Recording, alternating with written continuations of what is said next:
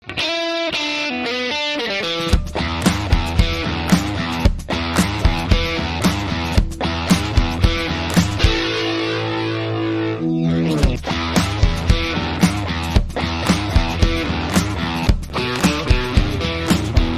is the Fantasy Roadshow. Welcome in to another episode of the Fantasy Roadshow. We are your hosts. You can call me Truck. You can call him Kulz. You can find me on Twitter at fantasy_truck, or you can find him on Twitter at Kulz_sports. While you're at it, support the show. Follow the show account at Fantasy Roadshow. Check out the Substack, thefantasyroadshow.substack.com.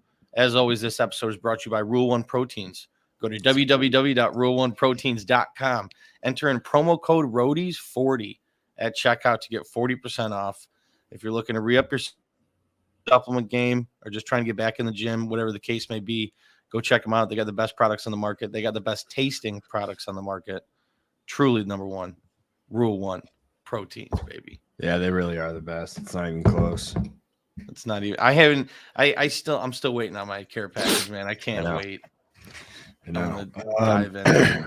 Well, yeah. That is what today's red light, green light. Week 9. Little bit of news. We had McDaniels fired, Ziegler fired, AOC new quarterback. Yeah, it sounds like Jimmy G. I don't know if I wouldn't say he's on his way out, but he might be on his way out.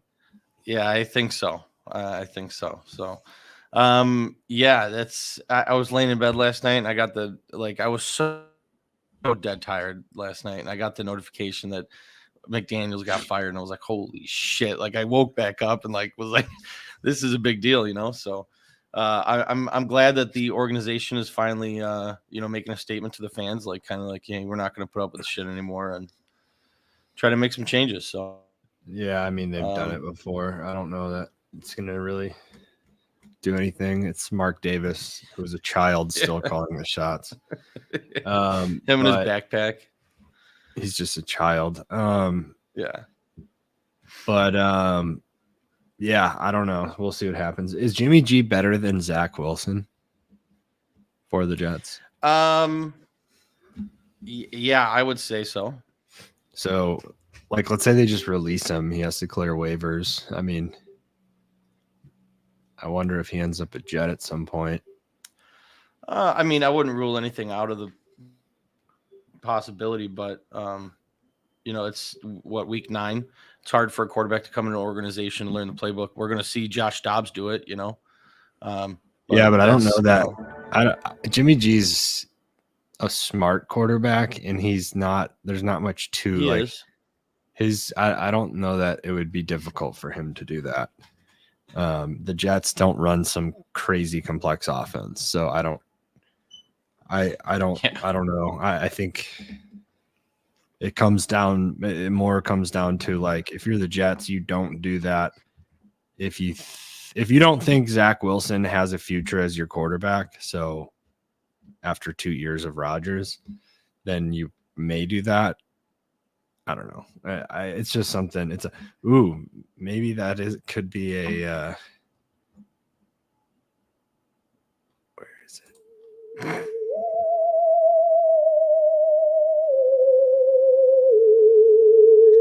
Good old-fashioned Kulz conspiracy. Watch out.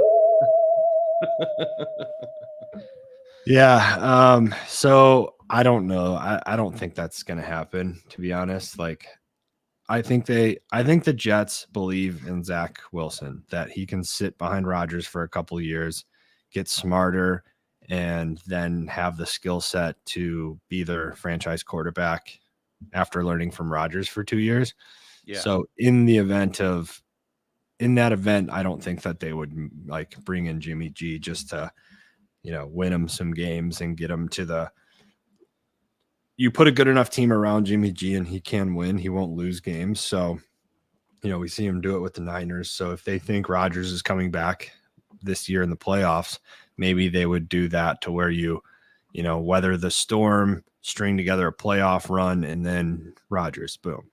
So I don't know. I can see both sides of it. It's just an interesting thought with the coach and the GM, which is why Jimmy just brought in the first place. All gone. Might as well send him off with it. But anyways. Yeah. Something else came in the news cycle today. Taylor Heineke is the starting quarterback for the Atlanta Falcons for Week 9. They're choosing to go with Heineke. What do you think about that? Yeah, I mean, I think I said that preseason. It was like, if they want to win the division, Heineke should be the quarterback, or not Ritter. And it took 8 weeks to do so. So I hope we see a better offense on display. I hope Heineke can get Drake London and Kyle Pitts heavily involved in this offense, but we'll see. Yeah, we'll see what happens. My worry is still like Arthur Smith, and so you change the quarterback.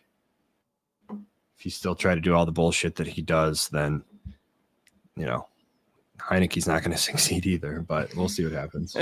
Yeah. That would be my worry. Yeah. I think that's about it for the news. I didn't really see anything else pop up, but if we notice anything throughout the episode, we'll make sure we mention it. So we are. I mean, there's definitely more news. Like Stafford, I think, is. Well, yeah, okay. People being questionable throughout the week. Yes, there's he's still day to day, right? Yeah, I think from what I've read, there's optimism. So it's better than nothing. Watson practiced today. I mean, that's, I think, newsworthy. I think we're just going to have to talk about Watson, just because this is what we're living with this year, unfortunately. So I don't know. So there's some videos of him throwing the ball. It's nothing to do with him, man. Like, that whole narrative is such bullshit of he doesn't want to play. He got paid. Like, that's I don't believe that narrative. It's like he has a fucking rotator cuff injury. So unless you've played a fucking sport in your life and have felt what that feels like, it's not good. You know what I mean? No. Yeah, I know you. I guarantee you've had a rotator injury, just being a linebacker or playing baseball. I had a really still fucking AC hurts. Joint. Yeah, AC joints even worse. Mine still fucking hurts at times. You know what I mean? It's not a fun injury. So he's a football player. He wants to be on the field. That's what he does. So that's just I love pointing out what is wrong with sports media and the media in general. That, I think that's going to be my thing, is just calling out fucking dumbasses that try to paint those fucking bullshit narratives, because it's all it is toxic. Yeah. You know what I mean? It does nothing to bring him up as a human being or make him, you know what I mean? It's about tearing other people down. It's just, him especially bullshit. Well, him especially with his history, there's plenty of people out there that are looking for any reason to tear this guy down. Yeah, which is a whole nother fucking story. We don't even need to get into that, but I would love to get into it with people about that whole thing. But whatever. It is what it is. So I mean, we can sit here and talk about, there's nothing crazy, that's I'm sure we can talk about little things going on health wise, but that's I think tomorrow during our Week 9 matchups episode, maybe during Thursday Night Football, would be a good time to go through the injury slate and see how people are progressing through injuries. Yeah, dude, looking in this fucking camera, this mustache is getting pretty beefy. It definitely is. I can got some serious hang to it.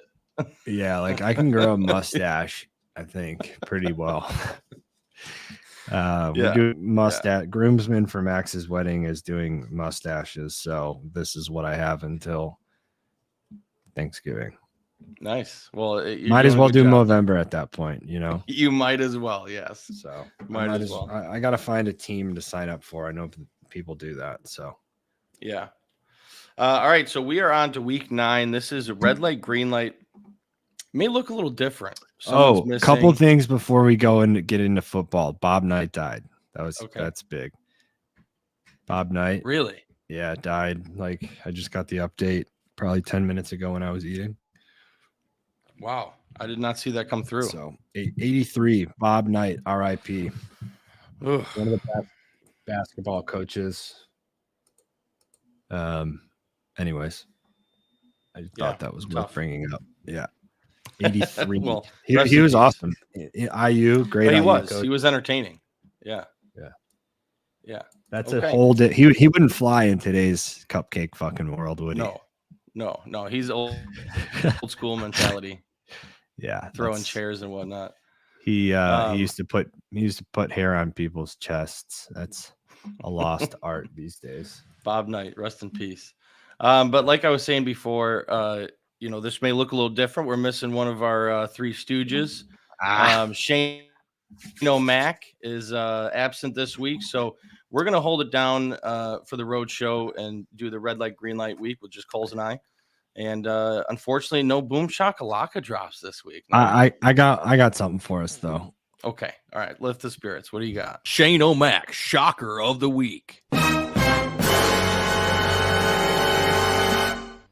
The Shane O'Mac shocker of the week is that Shane O'Mac's not with us.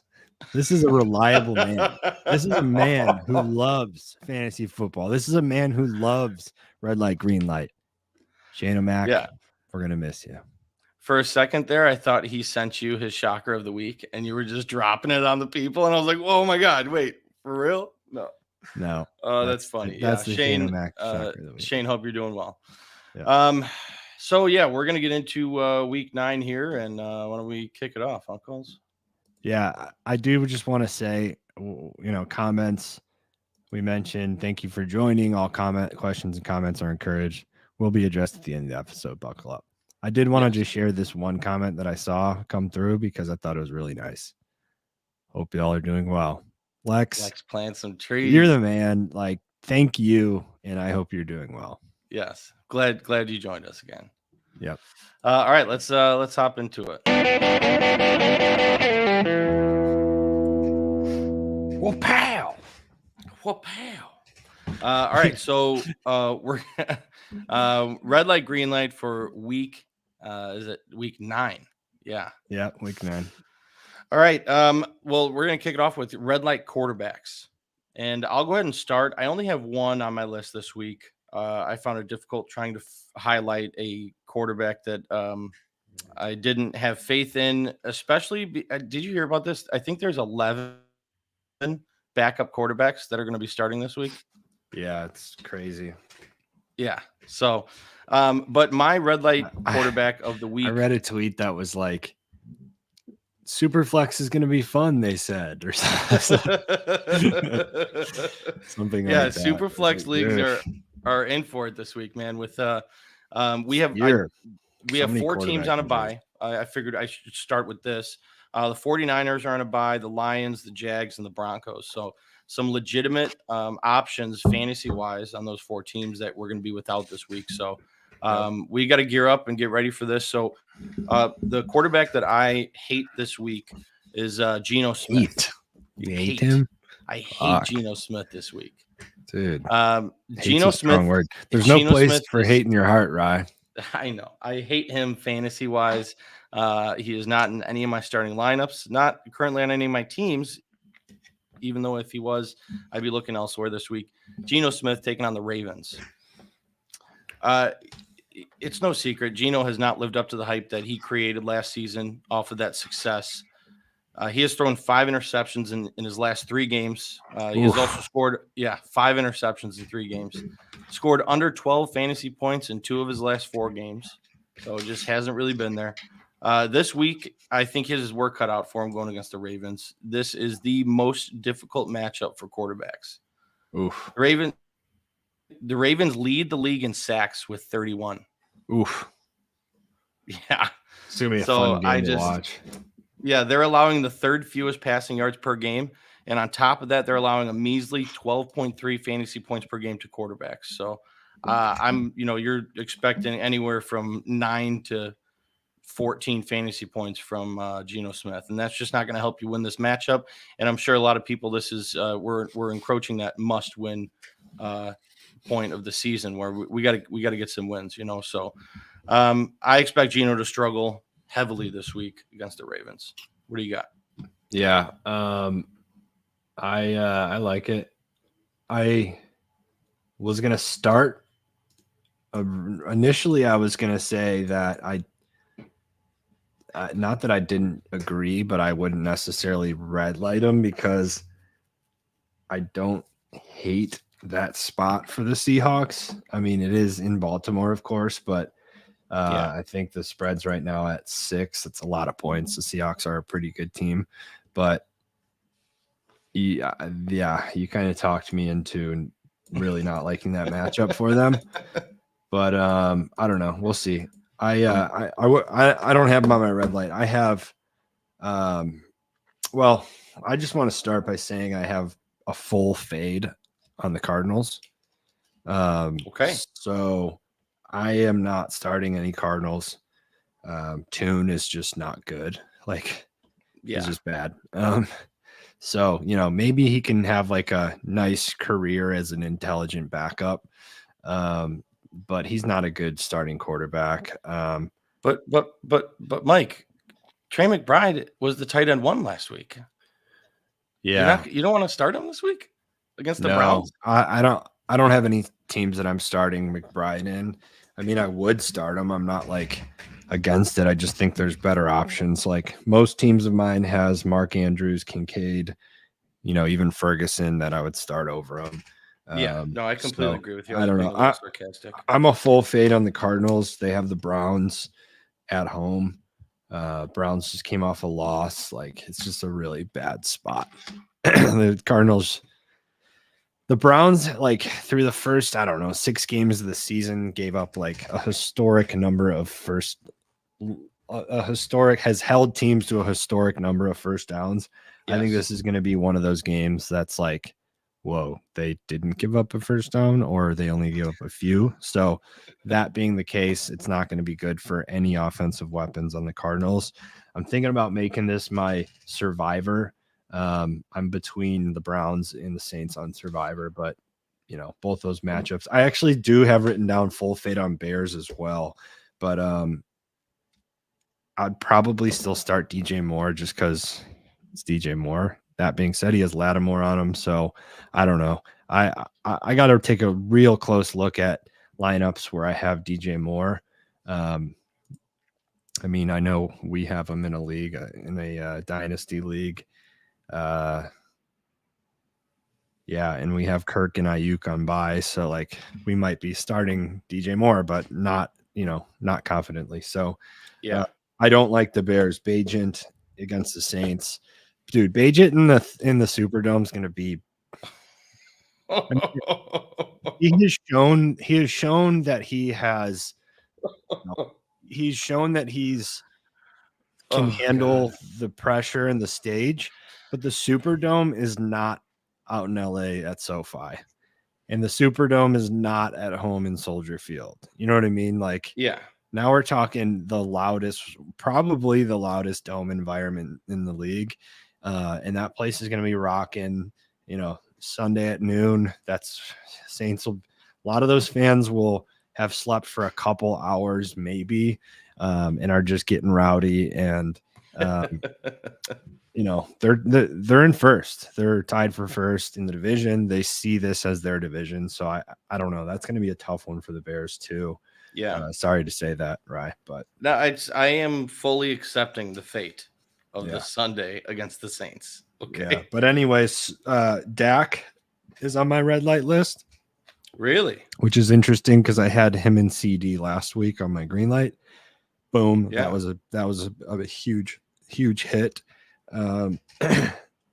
And Dak is now on my red light list. That was a spot play for me, right? Like a lot of what you hear me do, listeners can, me talk about spots a lot. That's how I kind of do game scripts. That's how I do a lot of this, is just I feel good about certain spots for teams. And coming off an outstanding win at home, that was just your classic not get right, but like Cowboys game against a vulnerable team at home where they just fucking dominate. Like it had it written all over it. And that's exactly what happened.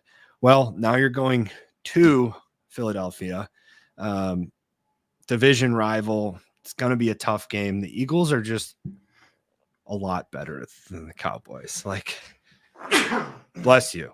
Thank you. You actually sound great, by the way. Before Ryan called me like literally 30 minutes before and was like, "Hey, payback, you ready for this one? We're gonna have a good episode, right?" But no, I don't like this spot for the Cowboys. I think it's a really bad spot going to Philly. And you know what? Like, it could be a good, close, competitive game. But I honestly don't think it's going to be. I think the Eagles are going to win pretty convincingly, and I think it's going to be a tough night for Dak. I hear what you're saying. Their defense is just solid, man. Like, I hear what you're saying. It's just solid. I hate to burst your bubble, but he is on my green light list. Yeah. So I'll just combat you real quick, and then you can finish the rest of your red lights. But for me, man, we saw last week what happened. I mean, Sam Howell put up almost 400 yards and 4 touchdowns. Like, Dak Prescott's coming off a massive game, over 304 touchdowns.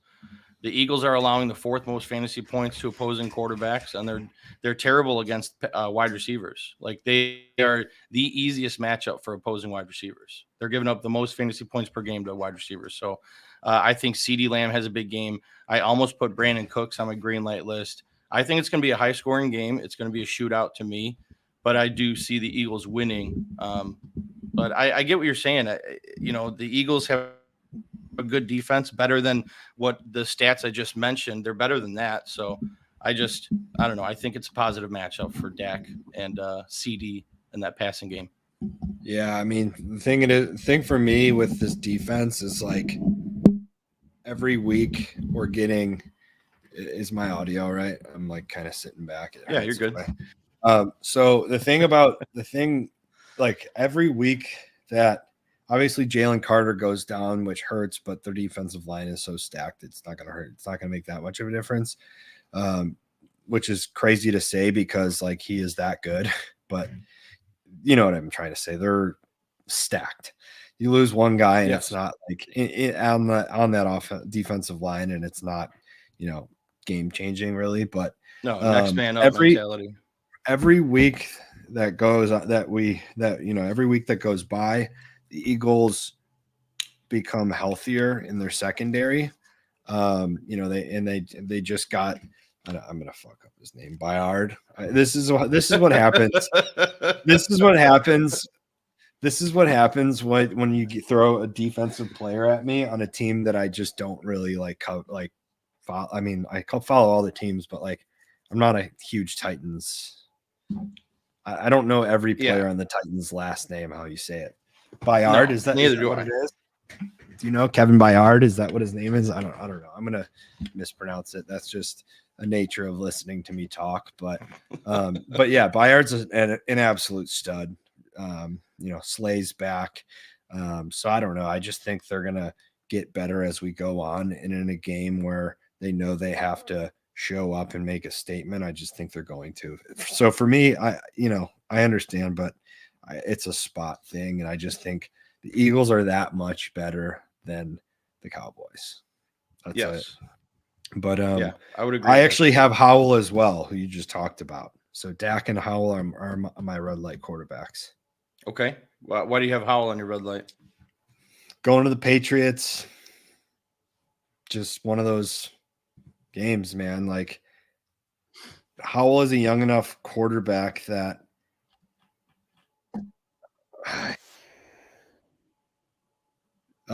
sorry, I had some video screaming in my ear sometimes when I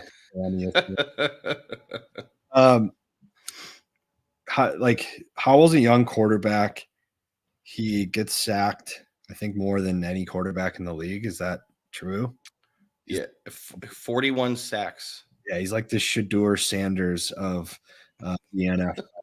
So he gets sacked more than anyone, and it's honestly because he holds on to the ball and just like up, like Belichick's going to be able to expose him. He's just, and I think Belichick is going to be able to expose him before, more so than Bieniemy is going to be able to adjust, and Howell is going to be able to adjust. So I just don't like the whole Patriots at home. I still don't think the Commanders are that good of a football team. So, Patriots, they're clearly not the Patriots of the past, but Belichick is good enough of a coach that he can make games just gross at home. And I think it's going to be one of those. Yeah. It's a tough barn to play in over there in New England at Foxborough. So I get that. Totally get that. You call it a barn? Yeah, the barn. It's like that. Stadium. I like that. Yeah, tough barn to play. Tough barn. Yeah. That's the Chicago slang. Yeah, it's a tough barn. It's a tough barn to play in. Yeah. These guys playing in the barn. All right, so those are the two quarterbacks you got on red lights.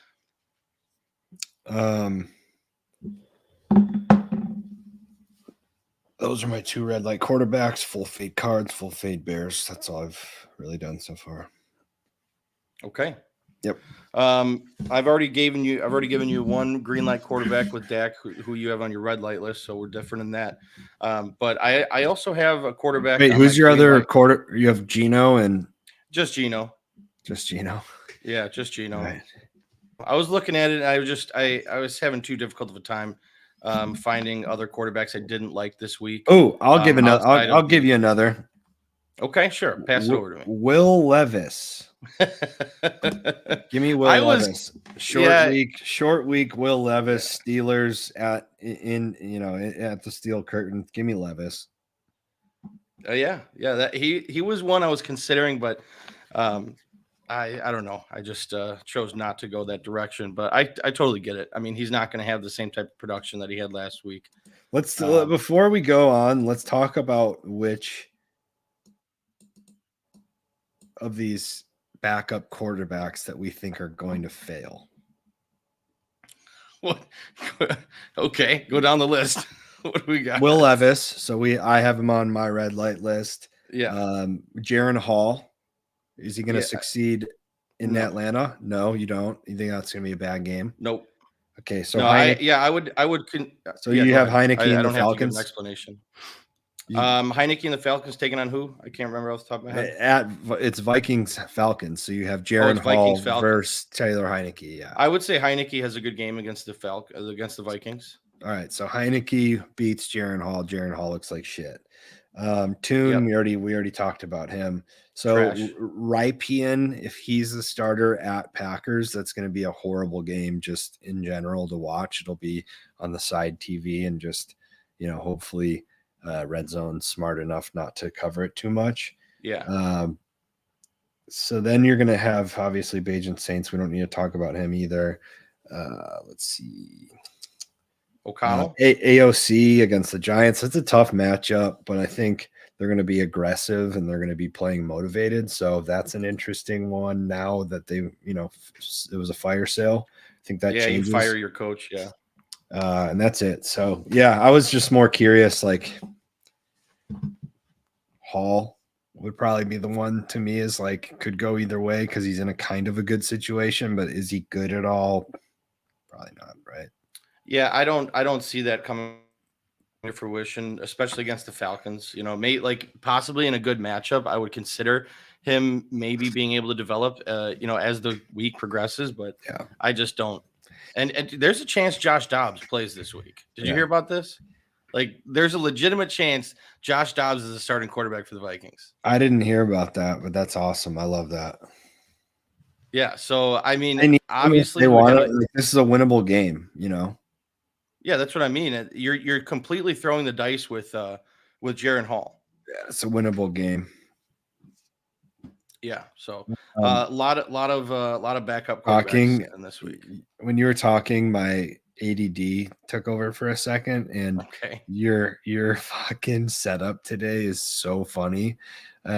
Just perfectly framed into the bed. It looks like you and Lisa Ann need to do like a fantasy football little episode. That's the maybe we shoot her a DM. That's what it looks like is going on here with your setup. Just absolutely, it is ridiculous. Where the desk is located in this room. I know, it's just hilarious. Like, unfortunately, it's fucking funny. Yeah, so funny. Fantasy fuck boy, fantasy trucker, fantasy fuck boy, featuring Lisa. Yeah. All right, let's get off of that. But yeah, okay. Well, back to the scheduled program here.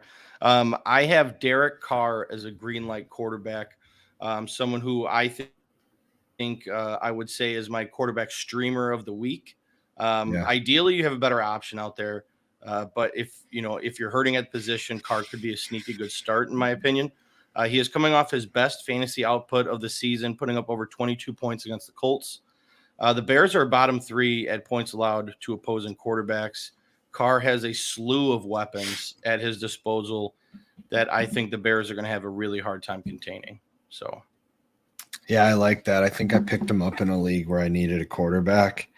And I was actually looking to maybe spot start Shaheed. I think it would be a good week for that. Derek Carr, yeah. I have George Pickens, Zay Flowers, James Cook, Jerome Ford. Yeah, so I don't know. Maybe it would. Maybe that could be a sneaky little home run swing type play that I end up doing on Sunday morning. But I like it. I like that a lot actually, and I would co-sign it. Okay, good to know. It would be an official co-sign. Cole Sports co-sign. Let me give you a quick opinion. I know you just mentioned Jerome Ford. He's on one of your teams. Do you think he has a bounce back week? I mean, they're going against the Cardinals, which is a very juicy matchup for running backs. Like, do you think he comes back and gets the majority of that workload, or is his health? 50? Is his health seemingly good? Actually, you know what? He did not have an injury designation until later on today, and now he's questionable. So as you say that, yeah. So I need to hear. I need to know what's going on with his health. But when he's fully healthy, it's his backfield. I don't think Hunt's looked great. So, I agree, and I want Jerome Ford to get that job back. So he will. He will. It's not a worry at all. Okay. Who else you got for green light quarterbacks? Green light quarterbacks. Green light. Lamar Jackson. I think he has a fucking banger of a game. Do you have him as well? No. I don't. But I love Lamar Jackson this week, so yeah, I might as well have him on my list. He could be QB1. I mean, if it's not someone in that Bills-Bengals game, if that's not a shootout, then or the Dolphins-Chiefs game. If it's not one of those 4 quarterbacks, then Lamar's easily going to be QB1 in my mind. Because I think there'll be points in that Seahawks-Ravens game, and it's one of the same exact thing as I said the other time I had him as a red light quarterback. After those games where let me find him. After those games where Gus Edwards, it was the Gus Bus show, right? He had 3 touchdowns. So that led to 12 points for Lamar. Last time I said that was when they were in England. He had a decent game, but it wasn't a Lamar game. He came out. I had him as a green light. He came out and had 34 against Detroit. I think we're going to see that again where he just balls the fuck out. So green light Lamar, start him everywhere you can. Which you're probably going to do anyways. But yeah, if you got Lamar, he's QB1. Not leaving that starting lineup. Yeah, QB1. I can get behind that for sure. Yeah, that's why we call it a love-hate, Yeah, love-hate, not start-sit. Yeah, we needed that week 9 start-sit that we have in the we need to make it love-hate because start-sit is for sure Sunday morning. Yeah. No, that's good call. I don't know why I did that. Brain fart. Whoopsies. It's all right. Yep. Well, I'm good on quarterbacks. What else you got for after Lamar Jackson? On your this one's going to be a shocker, I think. Oh, we need more shocker drops. Yeah, this is going to be a shaka smart. Bryce Young.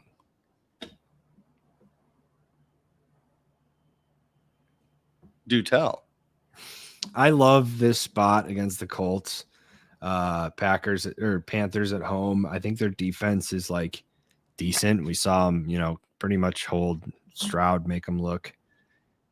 I mean, they have a good defense. Let's just say that they've kind of always had like a sneaky good defense, but the Colts, the Panthers. Oh, the Panthers. So I think they win this game outright, like for sure. I think it's an incredible spot for them, and I think Bryce Young figured something out. I forgot who came in as the offensive coordinator, or who's calling the plays now. But anyways, they clearly used more motion last week. Yeah. And that, like, Bryce Young's just one of those quarterbacks that he's so smart. He likes using motion to confuse defenses. Like, his IQ is higher than anyone else on the field. So when he sees motion, he just sees how the play develops before everyone else. So he's more comfortable because and he's more effective. So I think we saw that last week against the Texans. Like, their offense just seemed to have some flow, which in the past it's been very just, Thielen here. Just one dimensional with Thielen. Yeah, pretty much. Yeah. So yeah. There was some flow. There was some momentum. So that's why they won the game. Well, so and I think that you can attribute that to a lot of different aspects. But, Chuba Hubbard taking over the running back role. Jonathan Mingo getting more involved. You know what I mean? There's a lot more of these pieces of the Panthers are being a lot more active than recently. Yeah, and it all starts with the new play caller who uses motion, and that's Bryce's bread and butter. Really, it's like what were they doing before not catering to Bryce Young's strengths? But it seems like they're finally doing it, and it's working. So I'm here for it.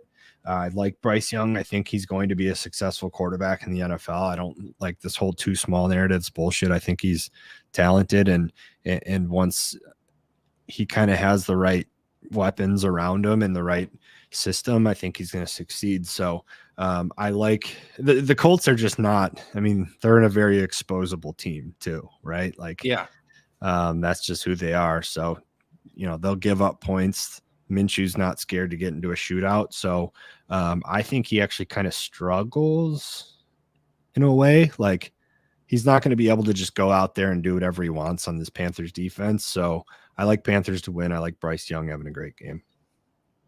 Yeah, I like this matchup. I like a lot of players in this matchup, as you'll hear from me. Oh, a little sneak peek. Hey. But just as a little teaser, I'll get into that later. But yeah, I like this matchup. I like this game. I like a lot of pieces in here. So you saying you like Bryce Young gives me a lot of prowess for the rest of this episode.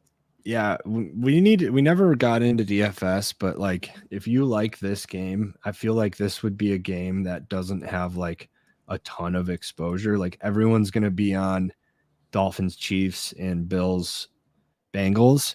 So if you thought this was going to be the high scoring game of the week, I think you could hit big. You know what I mean? Like, that's just kind of how my brain looks at DFS. Is it's like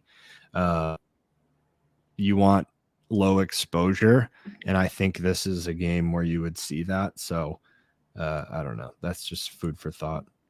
All right. Well, I think that's good for quarterbacks. We're good on that. We can jump to running backs. Yep. All right. So red light running backs. My red light of the week is Tony Pollard. Oof. Tony Pollard, obviously, it's going to be really, really difficult not to play him. You're going to be starting him if you have him, but if I have him in a starting lineup, I am extremely nervous going into this week. Tony Pollard started the season on fire. 3 straight games over 15 points, 2 of those being like massive 25-point games. Since then, he has reached that 15-point mark once. in like 5 games or 4 games. Like he's just been terrible. He scored under 10 points in 3 of his last 4 games. He has a very tough matchup this week against the Eagles, like you were talking about. They're allowing the fewest fantasy points to running backs. Like this is a terrible matchup for him. He's coming off of a bad game. I think he has another bad game, and I am extremely nervous to start him this week. But obviously, you're going to have to, and you're just going to temper expectations, please. Yeah, there's 2 guys we've talked about so far, and we're starting them in the same team, Pollard and DJ Moore. So, God, whatever. The fun I like stuff. it. I like it. I can get on board with that. I talked about Foreman Roshan, or I talked about Fade the Bears, Foreman Roshan, that combo, that they definitely play into that. Another one who I talk about all the time, Alexander Madison. What were his numbers last week? I imagine not great. I had him as a red light last week as well. I can pull it up. I'm looking as well. I'm having a tough time loading. Oh, here we are. I got it. So last week he was at Packers, 16 for 31.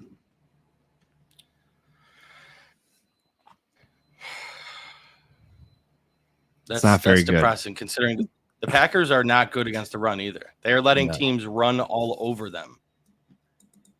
16 for 31. So that was not good. Cam Akers, 9 for 19 and a touchdown. Not really all that much better, but 16 for 31 is disgusting. So I don't know how much more we got to say it. We've been fading Madison heavily for a long time. So that's just continues. I'm fading Madison against a good Falcons team and a horrible quarterback. I think there's probably a world where the Falcons stack the box to force Hall to beat you with his arm and have Terrell just lock up Jordan Addison and just say, like, try to beat us. And so I hate that for Madison, but you don't even need to stack the box against him. Just fill the gaps that you're assigned to and make a tackle. So exactly. I hate Madison this week. Yeah, I do as well. He's not on my list, but I hate him too. I have a running back on my red light list, Aaron Jones. Okay, Aaron Jones, highly drafted running back during the offseason. And ever since week 1, he just hasn't gotten the workload. Yes, he dealt with that injury, which he was out for a while. But this Packers offense is in shambles. Do you know how many points they're averaging in the first half of games? No. 3 points. 3 points. They do not score touchdowns in the first half. This Packers offense is horrendous, and Aaron Jones is unfortunately suffering from that whole aspect. 7 carries last week for just 29 yards, 4 receptions for 17. They need to find a way to feed him the ball in order to find production, and I just don't think it happens this week. It's so I hope that he gets fed. I hope he's healthy and he gets fed. He had a red practice jersey, no contact jersey on today. So that doesn't make me feel good about him being fully healthy and getting fed well, like we would like. So, I actually have on my green light list, I have AJ Dillon / Aaron Jones. And I'm leaning Dillon as the guy that's going to be. I just don't like seeing him in a no contact jersey as a running back after having a hammy, after not, doing anything since week 1 or even week 1. He, that's when he tweaked it. It's been bad. It's scary. So I'll take Aaron Jones out of that and say he's not going to get fed well just from your narrative. I'll piggyback that, and I'll still keep AJ Dillon, just because I think like I think that the in order to have any success, if you're the Packers, you have to establish a run game with that team. So I think one of the backs, which I'll lean Dillon because of your narrative, but also the non-contact jersey. That to me was like, what the fuck is going on here? So I'll keep very alarming. I'll keep Dillon on my green light list, though. I think, as I said, a running back for the Packers has a big game. I think they're gonna win against. And Dillon's been playing good lately. Like, yeah, he has. He's looked a lot better. So it's very strange. Yeah. All right, what do you got? Who else you got for your red light running backs? So I have a name written down here, and I just don't even really want to say it. I love when you do this on your red light. Like, I have someone written down, but I don't. Like, I'll say it. I'll say this. I have two players on here. Say it with your chest. I have two players on here who are very, very good. And I think one of them will be okay. And then one of them will have a bad game. And that is Austin Eckler and Keenan Allen. So just two players in general. I was expecting two running backs, but yeah, no, okay. No, so game script, right? So I just think that Chargers at Jets, Chargers coming off a big win, a lot of public is going to be all over them. Like, oh man, did you see the Chargers? They're fucking great. Like, public perception of the Chargers are they look great right now, beating up the fucking Bears. So you're going, to New York, Monday Night Football. That's a different story. That defense is not a fucking joke. So they're going to be flying. They're going to be playing great. Like, they understand that they have a championship defense and they need to play that way to stay in games and beat teams like the 3 and 4 Chargers. Do they beat them? I see that the spread is 3.5 right now. That is an absolute smash. Jets plus 3.5. Like, they're not. If the Chargers win, it's not going to be more than a field goal. No. So I love that as well, but I just think the Jets defense is real, and I think the Chargers are going to struggle. Yeah, I completely agree with you. And after talking with you about this, I feel like I need to put Justin Herbert on my red light list. Like, dude, this Jets defense is so good. It's so good. You saw what they did. You saw what they did against Jalen Hurts, Patrick Mahomes, and Josh Allen. They humbled all three of them. Next up is Justin Herbert. He's going to be, they're going to be swarming all over him. This defense is incredible. I probably have the Jets winning this game when we talk matchups, to be honest. Like, this is just such a public all over the Chargers.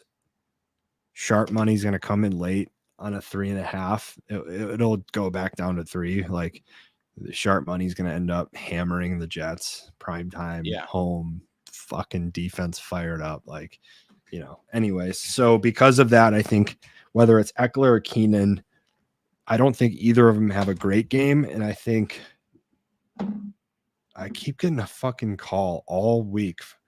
What is going on? The name says CDC, National Immune. Oh God! Like, what? Should spammed. I answer it? Oh, I was gonna answer it live. Answer it live on the pod. They're gonna be like, "You don't have your fucking vaccine." Oh God! Trigger word. Yeah, I know. I realized that. Anyways, that's my Chargers fade. Chargers. I don't necessarily think like you start them both, but I don't expect a lot out of either of them, and one of them's gonna be like, fuck, it's gonna hurt. Yeah, absolutely. I have Justin Herbert in the league, and I'm worried about that. So and I need a big win this week, so hopefully he comes through. Yeah. All right. Well, green light running backs. I'll start because Kulz, I have a slew of green light running backs. I have 4. You have 4. I have 1, 2, 3, 4, 5. Awesome. I love 5. it. I love it. My first one, my first duo. It's a combo, little combo stack, and it's Jonathan Taylor and Zach Moss. I think this matchup, like we talked about earlier, these are 2 players that I really like in this Colts Panthers game. I think the Colts run the ball a lot, as we've seen recently. I think they ran the ball over 40 times last week.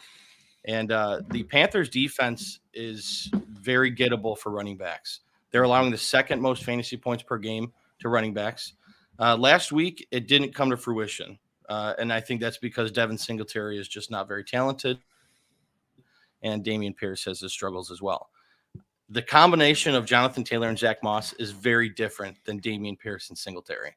Like, I don't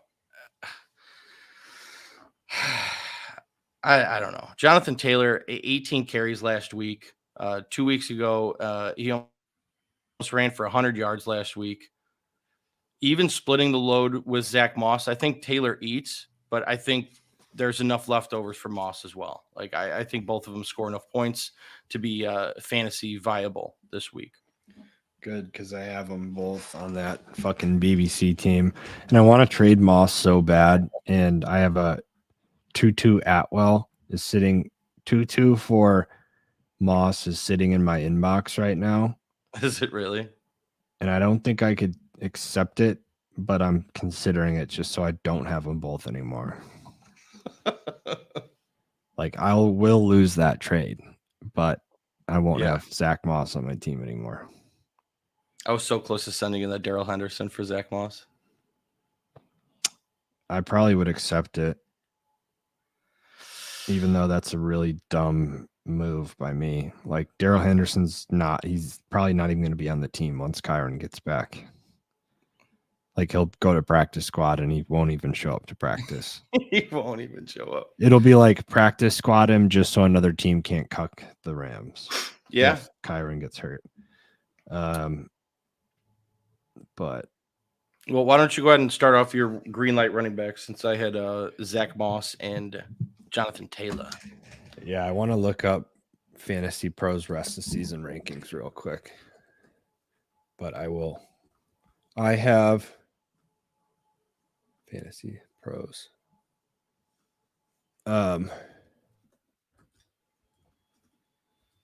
Rest of season. I have. So I said AJ Dillon. I have DeAndre Swift. I talked about how that Eagles game is going to be. And I think they do a lot of it through the air.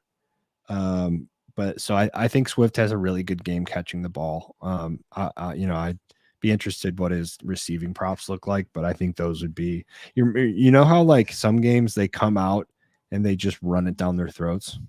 Yeah. The whole first drive. And then sometimes they only pass.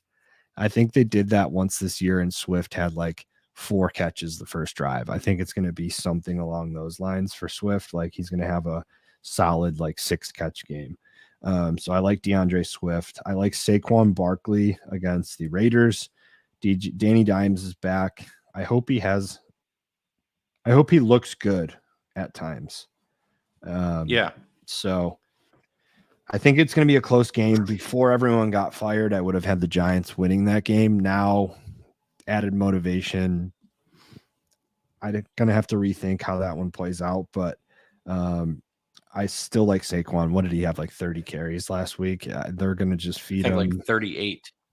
Like, holy just shit. Insane. I think I had him as a green light last week as well. And he got a green light workload. I don't know that it amounted to a green light day. He didn't get in the end zone, and he had 38 catches, 36 carries for 128 yards. So, I mean, yeah, it's not bad. 3 catches, no yards.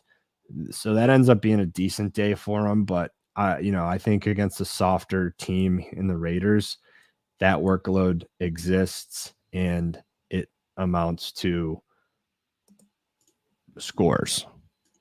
So I have Saquon well.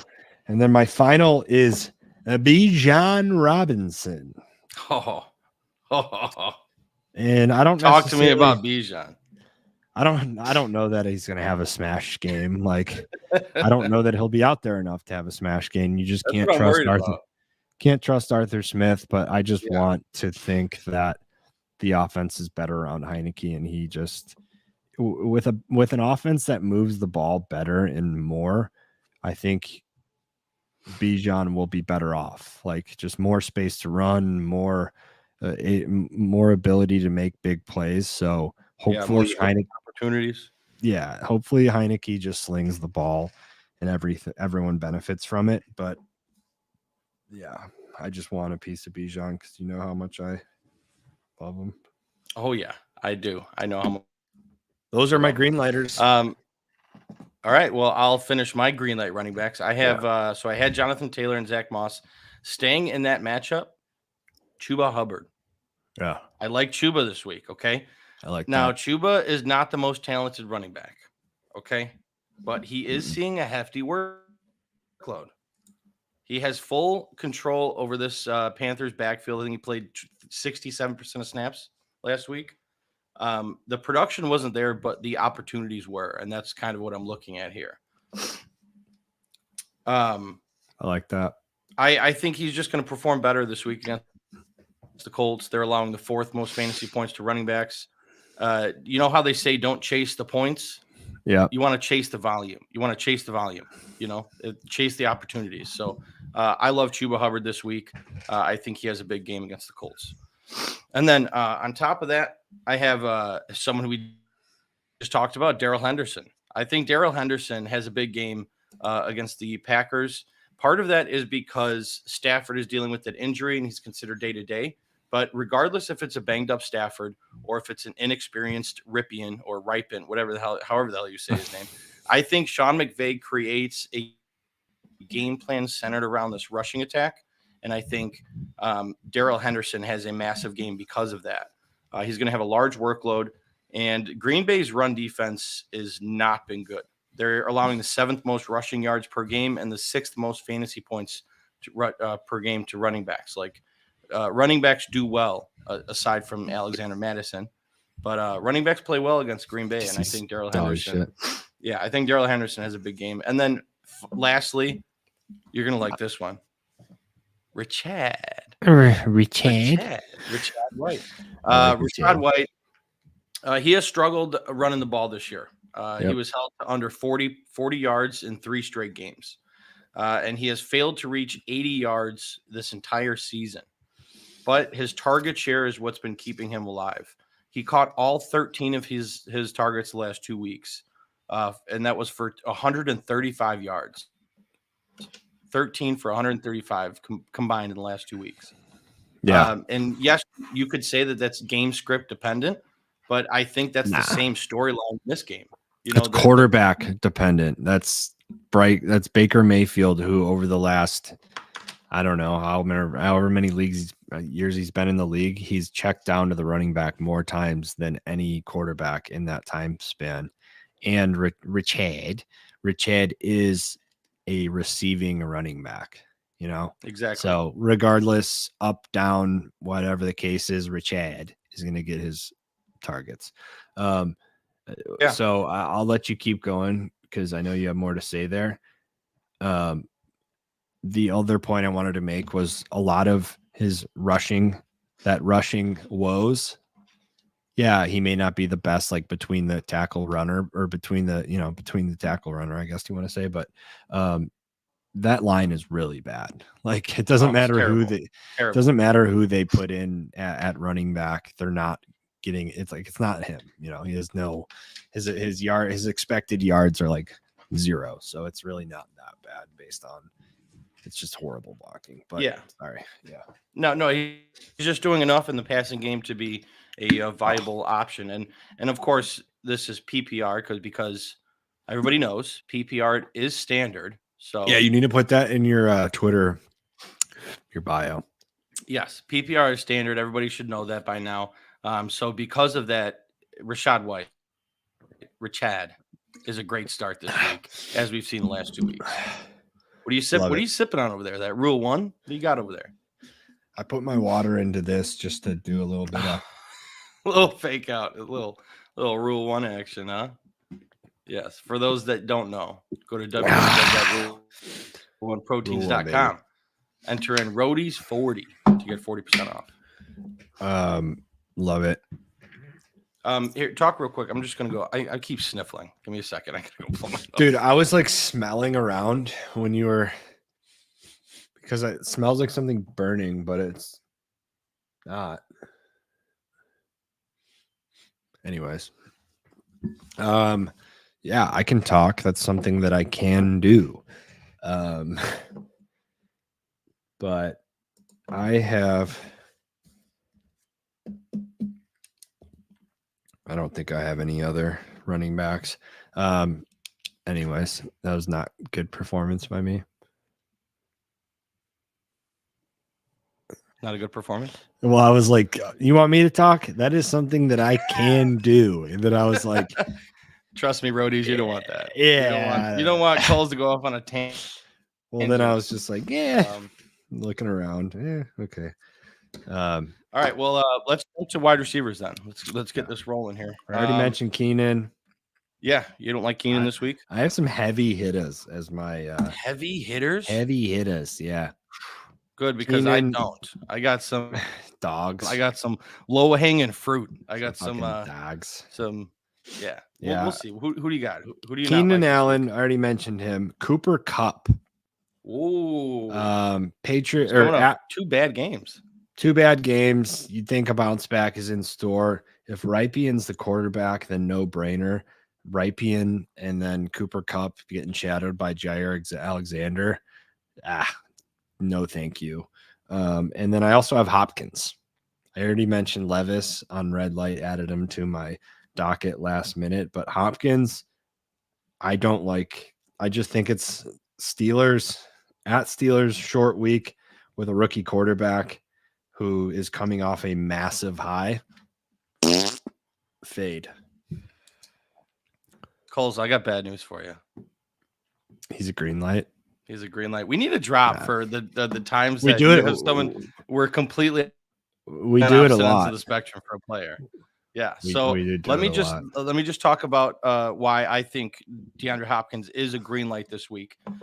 Yes, Will Levis balled out last week, which helped Hopkins kind of come back into form. The Hopkins that we once knew and loved. And yes, Levis is going to have his ups and downs. And I do think Levis doesn't have the type of game that he had, but that doesn't mean that DeAndre Hopkins can't have a good game. He's going to be targeting Hopkins left and right. Even if he struggles offensively, I still think Hopkins gets enough targets, gets enough workload, and his talent is going to outproduce this week. The Steelers are a pretty juicy matchup for wide receivers. They're allowing the 4th most points to wide receivers this season. And I think D-Hop is talented enough to score some points this week. So that's just where I'm at. Yeah, we'll see. I know Levis had this crazy great 4 touchdowns. Yippee. I'm fading Levis more than I was after seeing that. Like, I don't think he's the face of the Titans. That was an impressive game, but I don't think we're going to see that. I picked him up in a super flex league. I had the number 1 waiver position, picked him up, immediately traded him. Yeah. Well, my green light emphasis on DeAndre Hopkins is not like a green light related. Yeah, it's not. It's just D-Hop is so talented. And because of the connection that he formed with D-Hop last week, I just think his target share is going to be astronomical. And you could see, in the double digits of targets. And I think if he does that, a 7 for 100 and a touchdown, and maybe that's all Levis throws for us, 120 and 1 touchdown. And that's a bad game for Levis, but a good game for Hopkins. So yeah, that's kind of where I'm at. Yep. All right. Well, those were my red lights. Those were all of them. So okay. Well, let me tell you a little bit about my red light wide receivers. Your low hanging fruit. Let's go. Yeah, it's Jordan Moore. Addison. Oh no, it's not. It's Jordan Addison. I don't know what's going on with the Vikings quarterback, whether it's going to be Josh Dobbs or Jaron Hall. Jaron. Yeah, but I hate this matchup. We talked about it earlier today about AJ Terrell, and this Falcons defense is actually really good, and I think this Kirk Cousins injury is just terrible news for Jordan Addison in the short term. I think Dobbs is going to be good enough down the road to support Addison having a productive day, but I am not. I'm completely fading Jordan Addison and the pass catchers for the Vikings this week. And then on top of that, it pains me to do this, but Jahan Dotson. I want to get this one wrong. I don't like Jahan Dotson having bad games, okay? But he did just have his best game. He was 8 for 10 and a touchdown. But that was against one of the most generous pass defenses to wide receivers and the Eagles. They're giving up the most points per game to wide receivers. So Dotson had a big game, but outside of that game, he has been completely unreliable. And I don't think it's going to happen where he's just now a huge part of this offense and he's going to get production every week. So I'm a little worried. This Commanders offense spreads the ball around. Every wide receiver sees a ton of targets, 5 to 6 targets per pass catcher. So I'm worried about Dotson repeating that performance. I don't knock that either. Are those your two? Those are my two, Jordan Addison and Jahan Dotson. Okay, I can get on board. I hope I hope Mr. Jahan's has a breakout and takes off, but I know you. I don't see it happening. That's all. Yeah. Not with Curtis. I'm happy for him, but he had a good game. Yeah, he had a great game. Yeah. All right. Well, what about green light wide receivers? I already gave you one of them in DeAndre Hopkins. What do you got for green light wide receivers? Flowers. Zay Flowers. Yeah. I want to see him in the end zone. He's just he's basically useless if it's not PPR, which PPR is standard. But even half point PPR, you're not stoked with his performances, The higher the PPR, the better for him. The higher the PPR, the better for him. Like a slot premium. That's funny.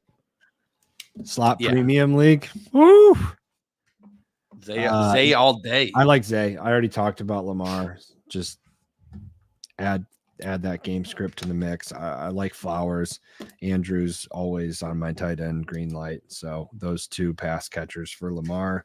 I think that they run wild against the Seahawks. Devonta Adams. Oh, really? Yeah. Yeah.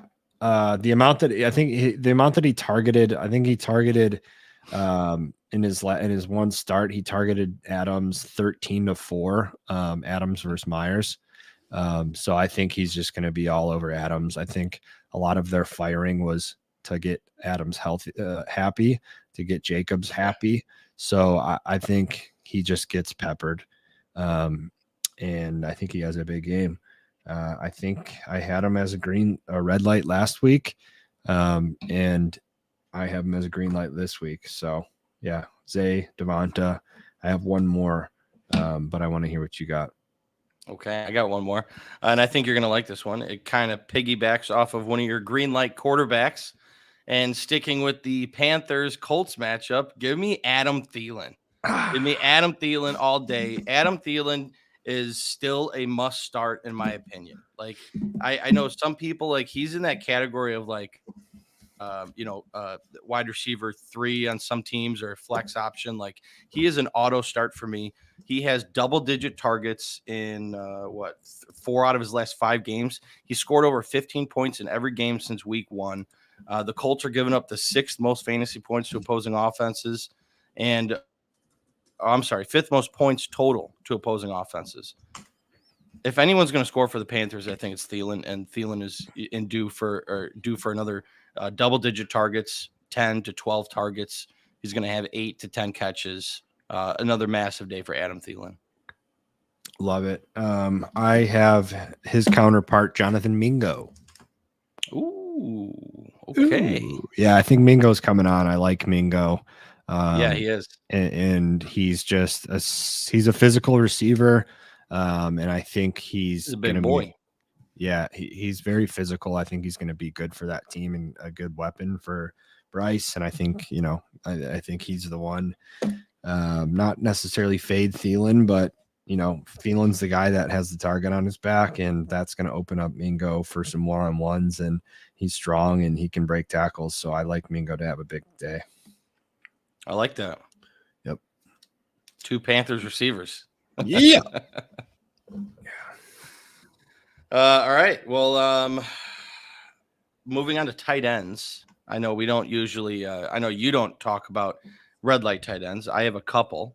I'll just briefly go through them and then we'll talk. I'm sure you have a massive list of green light tight ends because you are the tight end whisperer. We'll talk about that. Yeah. Okay. So my couple red light tight ends, one of them is just all the time I talk about this, but red light for Kyle Pitts, combined 14 fantasy points in the last 2 weeks.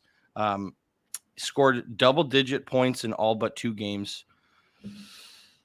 Or I'm sorry, single-digit fantasy points. He's just had bad games left and right. This over-under is 37.5, if I looked that up right. Vegas is not expecting fireworks in this game. And I don't think Kyle Pitts gets it done. Although I could be wrong with Taylor Heineke. He's kind of a wild card to me, and it's possible that he just finds a way to get Kyle Pitts involved. So yeah, he's a green light He's a green light tight end of mine. He's the number 1 green light. This is our third. We always have different opinions, which is great for a podcast. Yeah. We might want to rethink our teams that we share together, because it's great for podcast purposes. But owning a team, it could be problematic. It hasn't really been this year, but it certainly can be. But Pitts, I think, has a great day. I think the Heineke Pitts connection is, I think if anyone's going to unlock Pitts, it's going to be a quarterback like Heineke. Now, again, going back to the Bijan point, will Arthur Smith let them unleash to their top weapons? Hopefully, pray to fucking God. But with London being, he's tweaked. He didn't practice today. I don't know what his injury exactly is, but with London down, I think Pitts is going to get, let's see what that injury is actually. Drake London.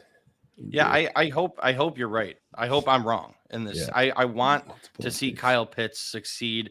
He has so much talent and he's just a beast. So I would love to see it, but I don't know. I have little faith. I think injury update. I understand where that comes from, and it's going to be one of us is going to be right and one of us is going to be wrong. Oh, really? There's not going to be an in-betweener here. It's going to be very it's going to be like Pitts has, 6 catches, 100 yards and a touchdown or 2, or it's going to be 1 for 15. Yeah. Unfortunate Drake London injury update. Groin injury. See how the week goes is what they're saying. So he didn't practice and they're going to see how the week goes. Groin injury is usually one that lingers, potentially get worse, blah, blah, blah. So they may be cautious with him. And if he's not playing, that makes me like Pitts even more. That's why I have him on this list, is because I don't think he's playing. So I don't know. If that's the case, then I need to take him off my red light. He's not going to play. If London is not going to play, it's very hard to believe that Pitts doesn't have a good game. Yeah, so that's part of the reason why he's on my list. I'm going to have him as a green light. I actually streamed him. I had a decision to make between McBride and Pitts, and I took Pitts this week in a league. I have Laporta, and I was looking at the pickups between Pitts and McBride, and I took Pitts because of Heineke and London. Yeah, that makes sense. I totally get that. My other red light tight end is Cole Kmet. And just for the sole reason, it's a terrible matchup this week against the Saints, the Superdome. I almost said Thunderdome. Thunderdome. In the Superdome, the Saints are allowing just 9 fantasy points per game to tight ends. Cole Kmet did see a lot of production last week, but I think this is a terrible matchup for him. Yep. All right. Well, I have a couple other green lights. Pitts, Mark Andrews, Dallas Goedert. I think the Eagles succeed in the air. Those are my 3. You only have 3? Yeah. Okay, so you're telling me that I have Dalton Kincaid on my green light list and you don't? I'll put him on mine. Kincaid on mine as well. Dalton Kincaid. Daltonian Kincaid. He's on mine. 49.5 over under. Come on. It's going to be a shootout. I'm so excited for Sunday Night Football. I'm so excited for this Sunday. It's going to be a great Sunday. So excited for this weekend of sports. I got LSU, Alabama. So first of all, we'll have K-State. I wish Shane O'Mac was on, damn it. K-State is in Texas, is at Texas this weekend. It's an 11 o'clock game. I don't have plans to go right now, but I'm sure I'll end up going. And then they do a little concert after every week. And Gary Clark Jr. is there last week.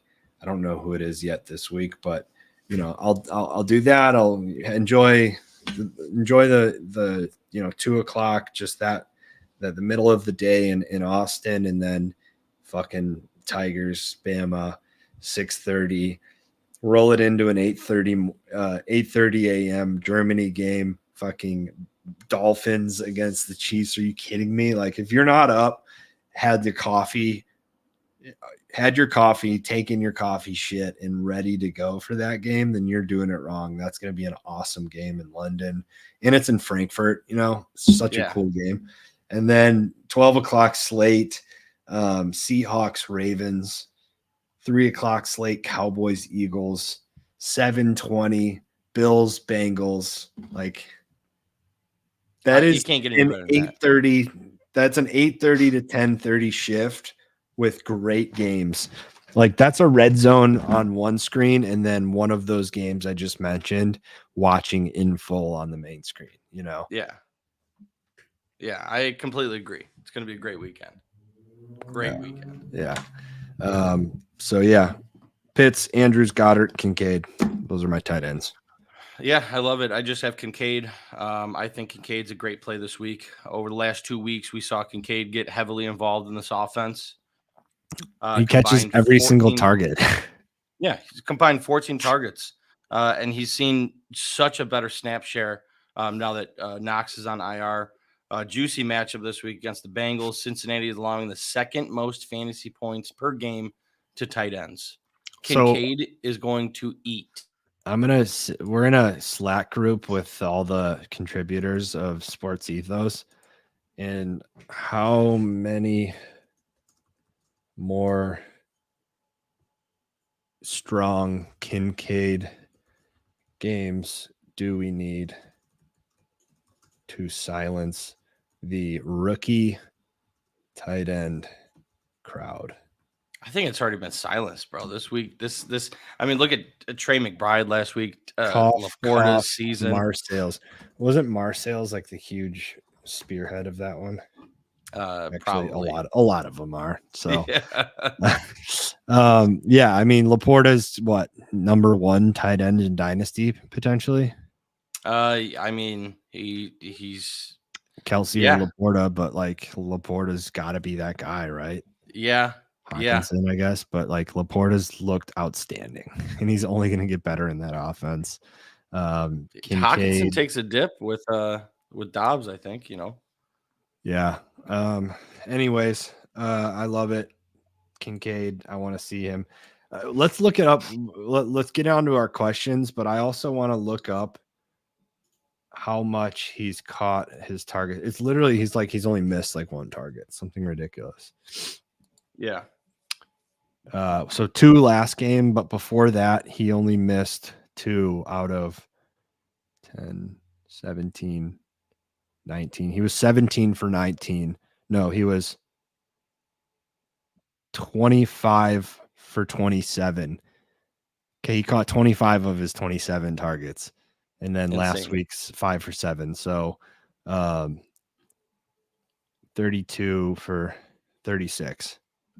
And like some of those could have been, a ball over his like a throwaway to him. You know what I mean? Like we don't know. Yeah. So he's just an absolute machine catching the ball. But anyways, let's move on to our questions. Sponsored by Rule 1 Proteins. Visit Rule 1 Proteins Roadies 40 at checkout. 40% off all your supplements. Hell yeah. You like that? Sponsored. Q&A sponsored by. All right, Josh. This segment is brought to you by. This segment is brought to you by Rule 1 Proteins.